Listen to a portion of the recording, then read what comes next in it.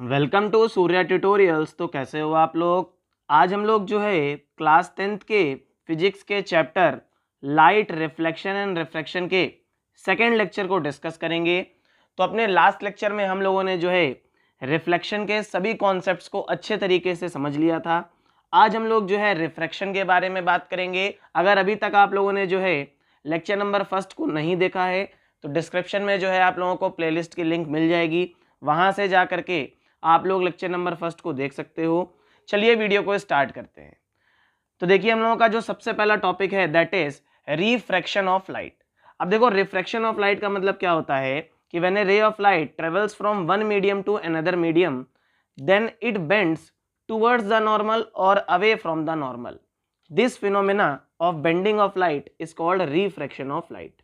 देखिए refraction of light का मतलब क्या है कि मान लीजिए हमारे पास एक मीडियम फर्स्ट है और एक मीडियम सेकंड है, और ये जो लाइन है आप बोल सकते हो ये लाइन मीडियम 1 और मीडियम 2 को सेपरेट कर रही है।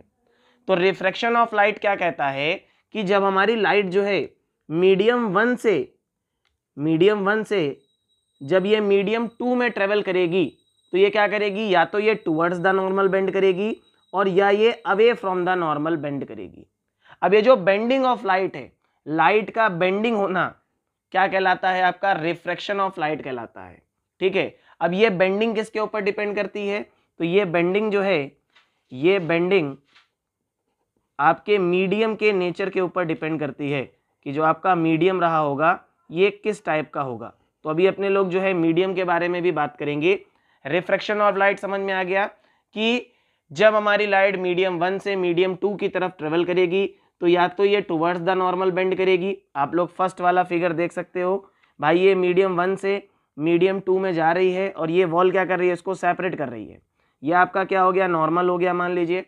तो या तो ये देखो टुवर्ड्स द नॉर्मल बेंड कर रही है, या आपकी नॉर्मल वाली लाइन है तो ये टुवर्ड्स द नॉर्मल बेंड कर रही है, और या फिर ये क्या कर रही है, away from the normal bend कर रही है। तो इस फिनोमेना को क्या बोला गया, रिफ्रैक्शन ऑफ लाइट बोला गया। एक चीज आप लोग यहाँ पे और देखो कि ये जो हमारी लाइट है ये लाइट हमारी क्या कहलाती है, इंसिडेंट रे।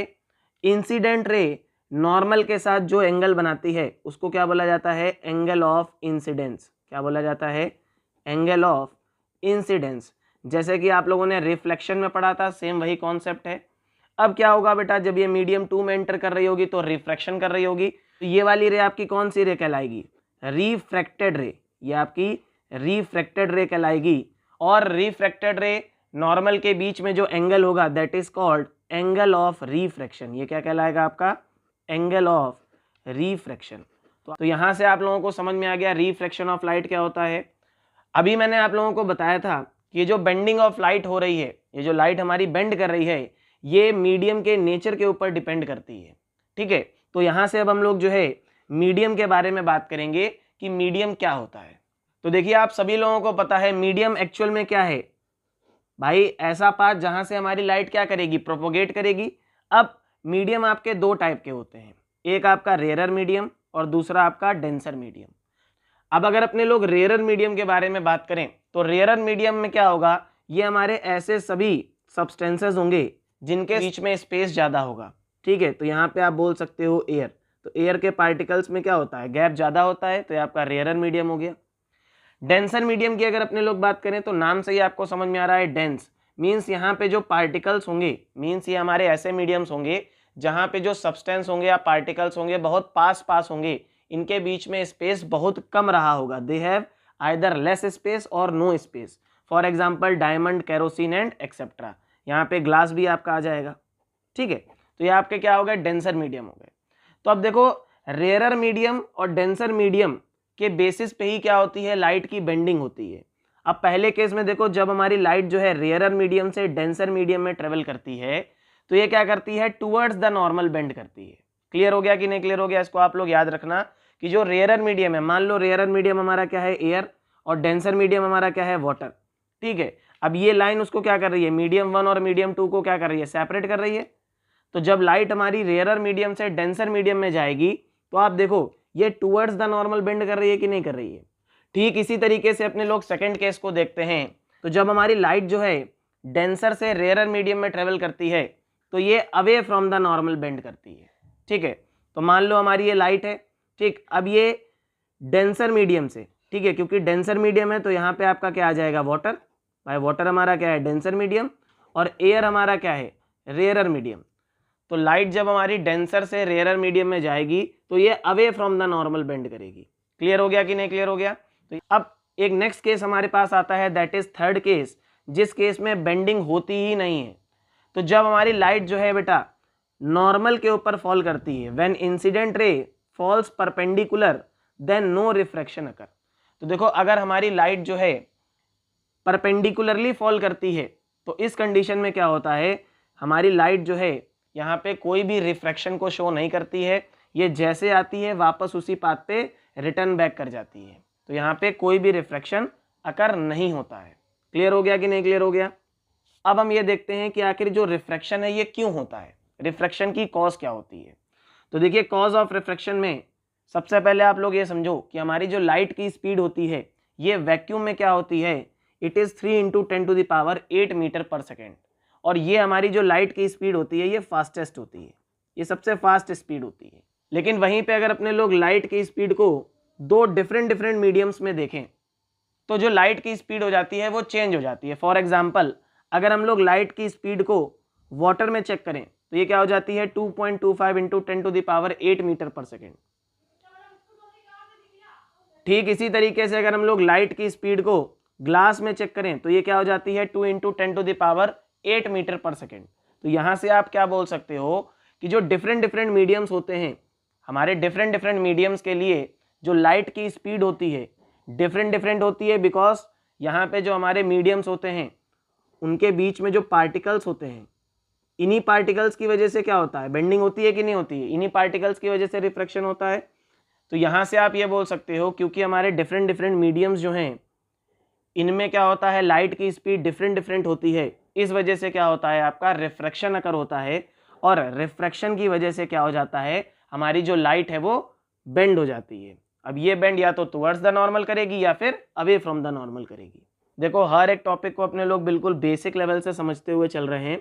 अब देखो हम लोग जो है अपने नेक्स्ट टॉपिक को डिस्कस करते हैं, दैट इज रिफ्रैक्टिव इंडेक्स।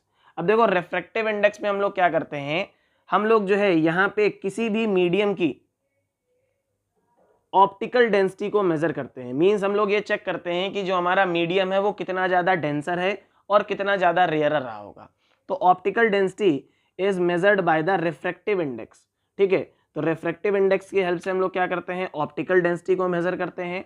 और ऑप्टिकल डेंसिटी हमें ये बताती है कि हमारा जो मीडियम है, ऑप्टिकल डेंसिटी हमें क्या बताती है कि जो हमारा मीडियम है वो कितना ज़्यादा रेयरर रहा होगा और कितना ज़्यादा डेंसर रहा होगा। अब एक चीज़ आपको समझ में आ गई होगी कि रेयरर मीडियम में जो स्पीड ऑफ लाइट होती है ये सबसे ज़्यादा होती है। अभी अपने लोगों ने देखा कि जो एयर थी उसमें लाइट की स्पीड कितनी थी, 3 × 10⁸ मीटर पर सेकेंड। लेकिन वहीं पे अगर अपने लोगों ने ग्लास की बात करी थी तो ग्लास में हमारी जो लाइट की स्पीड थी ये क्या हो गई थी, 2 × 10⁸ मीटर पर सेकेंड। तो आप यहाँ से बोल सकते हो कि रिफ्रैक्टिव इंडेक्स की हेल्प से हम लोग जो है किसी भी मीडियम की ऑप्टिकल डेंसिटी को चेक करते हैं। और ऑप्टिकल डेंसिटी हमें क्या बताता है कि हमारा जो मीडियम है वो कितना ज़्यादा रेयरर रहा होगा और कितना ज़्यादा डेंसर रहा होगा। तो आप यहाँ से इसको किस तरीके से डिनोट करोगे, इसको अपने लोग म्यू और एन से डिनोट करते हैं। ठीक है, अब एक चीज़ आपको याद रखनी है कि जिस मीडियम का रिफ्रैक्टिव इंडेक्स ज़्यादा होगा उसकी ऑप्टिकल डेंसिटी ज़्यादा होगी। ऑप्टिकल डेंसिटी का मतलब क्या है कि हमारा जो मीडियम है वो कितना ज़्यादा डेंसर है। ऑप्टिकल डेंसिटी का मतलब क्या है कि जो हमारा मीडियम है वो कितना ज़्यादा डेंसर रहा होगा। अगर हमारा मीडियम डेंसर है तो आपको अच्छी तरीके से पता है जो लाइट की स्पीड होगी वो क्या हो जाएगी, कम हो जाएगी। तो आप लोग यहाँ से कह सकते हो कि refractive index is directly proportional to optical density. भाई जितना ज़्यादा रिफ्रैक्टिव इंडेक्स उतना ही ज़्यादा क्या होगा, हमारा जो मीडियम है वो डेंसर रहा होगा। और it is inversely proportional to the speed of light. जितना ज़्यादा रिफ्रैक्टिव इंडेक्स होगा, जितना ज़्यादा ऑप्टिकल डेंसिटी होगी, उतनी ही कम क्या रही होगी, स्पीड ऑफ लाइट रही होगी। तो रिफ्रैक्टिव इंडेक्स समझ में आ गया। रिफ्रैक्टिव इंडेक्स की हेल्प से हम लोग ऑप्टिकल डेंसिटी को मेजर करते हैं और इसको हम लोग म्यू और एन से रिप्रेजेंट करते हैं। अब देखो रिफ्रैक्टिव इंडेक्स भी हम लोगों को दो टाइप्स के पढ़ने हैं, एक हमारा एब्सोल्यूट रिफ्रैक्टिव इंडेक्स है और एक हमारा रिलेटिव रिफ्रैक्टिव इंडेक्स है। अगर अपने लोग एब्सोल्यूट रिफ्रैक्टिव इंडेक्स की बात करें तो एब्सोल्यूट रिफ्रैक्टिव इंडेक्स में हम लोग जो है एयर को क्या मान लेते हैं, एक मीडियम को फिक्स कर देते हैं। मीन्स जो हमारा मीडियम एयर है वो तो हर एक बार रहेगा ही रहेगा। तो आप यहाँ से बोल सकते हो कि जब हमारी लाइट जो है ये एयर से किसी दूसरे मीडियम में ट्रेवल करती है then it is called absolute refractive index. ठीक है, तो यहाँ पे आपकी जो लाइट है ये हमेशा एयर से किसी दूसरे मीडियम में ट्रेवल करेगी। ठीक है, तो ये आप बोल सकते हो म्यू इक्वल्स टू क्या होगा, सी अपॉन वी होगा। सी यहाँ पे क्या होता है, speed of light in air, और वी क्या है आपका, speed of light in medium. Clear हो गया, और इसी को अपने लोग n equals to c upon v की फॉर्म में रिप्रेजेंट करते हैं। क्लियर हो गया कि नहीं क्लियर हो गया। अब ठीक इसी तरीके से हम लोगों के पास एक और फॉर्मूला होता है रिफ्रैक्टिव इंडेक्स का, that is n equals to sine of angle i upon sine of angle of r. ये एक्चुअल में हमारा स्नेल्स लॉ कहलाता है, जिसको अभी अपने लोग आगे डिस्कस करेंगे। लेकिन ये क्या कहता है कि जो एंगल ऑफ इंसिडेंस है साइन का और जो एंगल ऑफ रिफ्रैक्शन है साइन का, मीन्स एंगल ऑफ इंसिडेंस और एंगल ऑफ रिफ्रैक्शन का जो रेशियो होगा ये हमेशा क्या होगा, सेम होगा। ठीक है, इसके बारे में अभी अपने लोग आगे बात करेंगे। तो एब्सोल्यूट रिफ्रैक्टिव इंडेक्स आप लोगों को समझ में आ गया कि जब भी हमारी लाइट जो है एयर से किसी दूसरे मीडियम में ट्रेवल करेगी तो वो रिफ्रैक्टिव इंडेक्स हमारा एब्सोल्यूट रिफ्रैक्टिव इंडेक्स कहलाएगा।